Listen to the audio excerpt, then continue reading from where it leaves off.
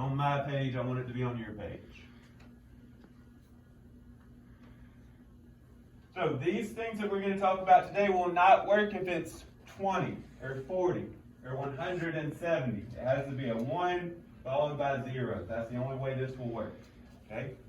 Now we're going to talk about two ways to do it. One long way and one short way. We probably like the short way better, but you have to know the long way as well. Now, since we're doing multiplication and division, I want you to write this down next. When I multiply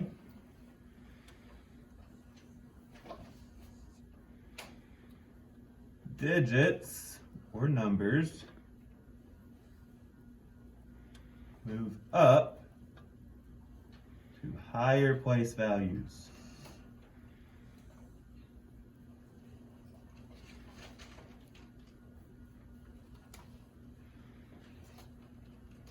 Jot that down for a second and we're going to talk about it. When I multiply, digits move up to higher place values.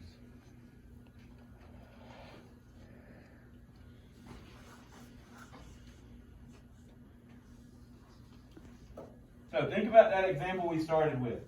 That's 63. Patrick told us that that 6 started in the tens place. Somebody raise your hand and tell me, where did that 6 end in? What place value? Police? The thousand. So when I multiply, digits are getting moved up to bigger place values. Okay? Now, we're also going to talk about division today. So when I divide, what do you think is going to happen to the digits? Think about the opposites between multiplication and division. So when I divide, Isabella, what's going to happen to those digits? Very good. They're going to move down to smaller place values. So let's jot that down. When I divide, and underline the word divide, digits move down to lower place values.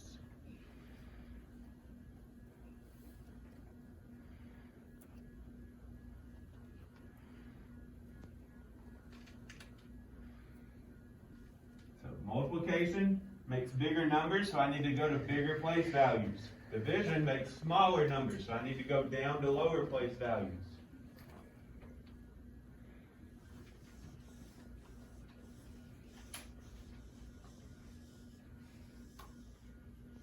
Now, these two rules are something that we have to commit to memory, okay? You have to remember when we're using that place value chart, multiply makes you move up the chart, division makes you move down the chart. You can remember that. You won't miss many questions, okay? Now, one last important thing, and then we're going to try this out. What in this tens number told me how many place values to move? There's something in that tens number that I look at to know how many place values to jump up or down the chart. What do you think that may be? Sincere? The two zeros. So I look at the zeros to decide how many times to move the digits on the chart. All right, so the last thing I want you to write down is the number of zeros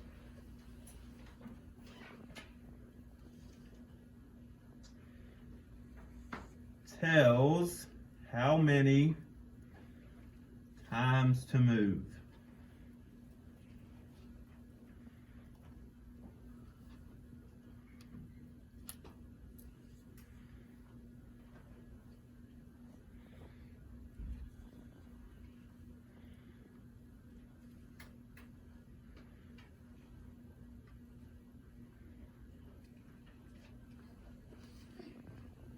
All right, so let's use another whole number example for just a second. Then we're going to jump into some decimals because I know you guys are too smart to be stuck on whole numbers. But let's say we had 637 times 10.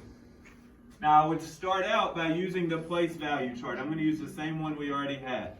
Okay, that 6, somebody raise your hand and tell me, starts in what place value? Don't have to write this down on your paper. I just want to talk about it. Angel? Hundreds. So it's going to start there. The 3 angel would be in the tens, and the 7 would be in the ones. Now, we're multiplying by 10. So am I going to go up to bigger place values or down to smaller place values? Khalees? Say again? Now think about, look at your notes. Multiplication? Up. I'm going to change this to a bigger number. Now Patrick, how many times am I going to move each digit up? I meant Caleb, but Patrick, yes. 1. Because there's 1, 0. So Caleb, that 6 is going to move to the what place? That's already in the hundreds. Say it again. That's in the hundreds place. If I move up one place value, it would be in the thousands. Okay? Isabella, that 3, if I move it up, it's going to become in what place? The hundreds. And then the 7, Mason would move to the tens. Now that left me with one empty space. That one space is empty. So Khalees, I'm going to end it with a, not a decimal, a 0. Very good. Then the decimal could be at the back. So we're going to practice that same idea with some decimals. Okay? So the first thing that we need to make on our paper is a place value chart. So I want you to write down place value chart.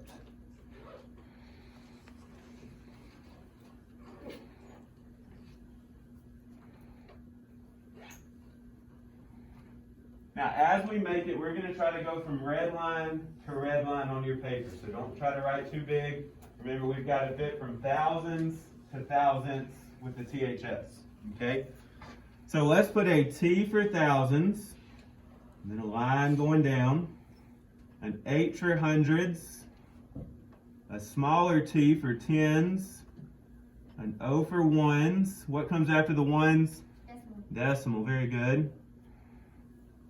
Now, here are our new place values that we've been talking about. What place comes right after the ones place? Somebody raise your hand and tell me. Micaiah? Not thousands.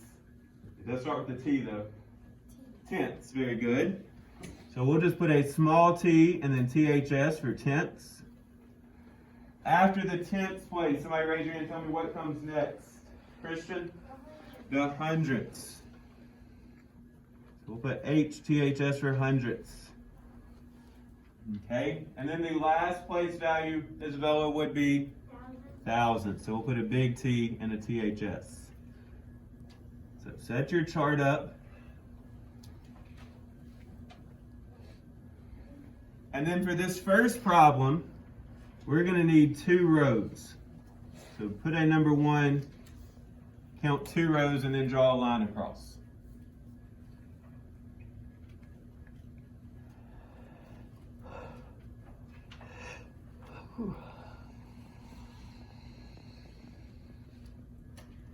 Then I want you to write down underneath the chart, number 1 is going to be 4.853 times 100. Yeah, moving up. Oh, thank you.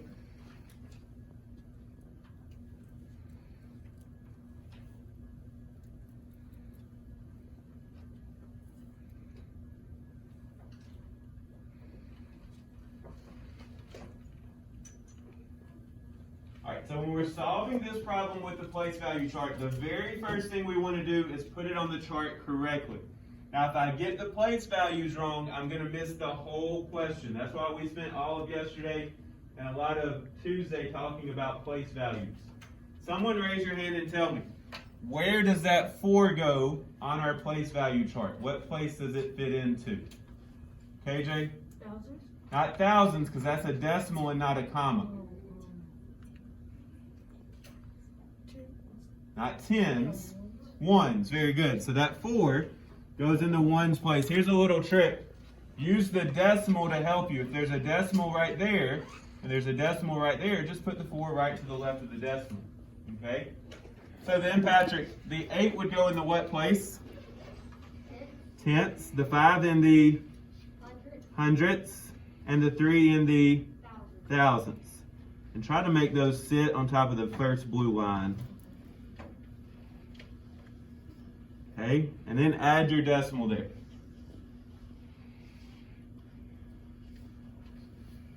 Now, look at your notes. Somebody raise your hand and tell me, I'm multiplying, so am I going to move these numbers up to bigger place values or down to smaller place values? Jordan?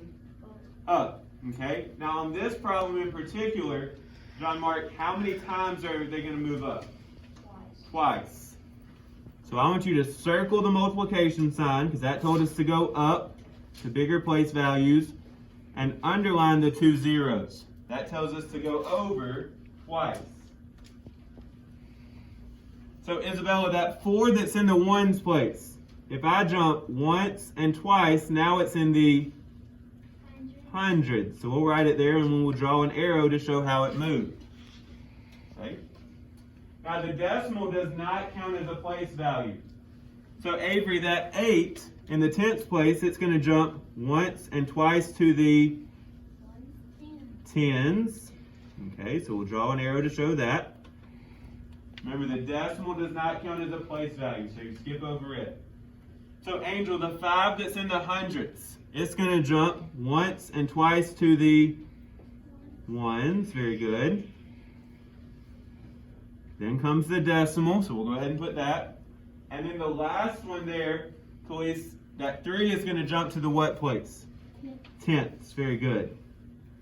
So our final answer is going to be right there on the bottom row.